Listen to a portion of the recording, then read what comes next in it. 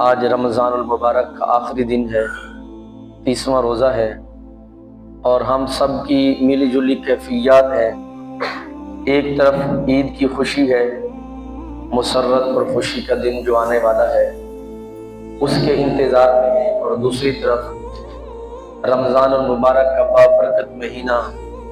جس کے اندر اللہ جل شانہ کی رحمتیں برس رہی تھیں، اللہ کی رحمتیں ہمارے اوپر سایہ فگن تھیں، وہ رمضان ہم سے جدا ہو رہا ہے تو اداسی کی کیفیت بھی ہے۔ وہ سحر کے لمحے، وہ افطار کی برکتیں، وہ راتوں کو اٹھ اٹھ کے قرآن کی تلاوت، نماز تراویح کے اندر قیام اور دن بھر روزہ رکھنا، اللہ کی رحمتیں چماچم برستی ہمیں محسوس ہوتی تھی۔ اب جب رمضان المبارک کا مہینہ ہم سے جدا ہو رہا ہے تو دل کے اندر ایک خوف بھی ہے، پریشانی بھی ہے، ایک اداسی کی کیفیت بھی ہے، اس لیے کہ رمضان کے مہینے کے اندر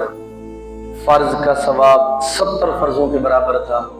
اور نفل کا ثواب فرضوں کے برابر تھا۔ اب جب مغرب کا وقت ہو جائے گا تو یہ جو اللہ کی طرف سے خاص نعمتی ہم سے جدا ہو جائیں گی۔ دعا کریں اور کوشش بھی کریں کہ باقی جو لمحات باقی ہیں اس کے اندر اللہ جل شانہ کی بارگاہ کے اندر توبہ و استغفار کر کے ہم معافی مانگ سکیں۔ اور نبی رحمت صلی اللہ تعالیٰ علیہ وسلم نے فرمایا، اس لیے یہ اپنے محاسبہ نفس کا وقت بھی رہ گیا، باقی جو لمحات باقی ہیں اس کے اندر ہم نے محاسبہ نفس بھی کرنا ہے۔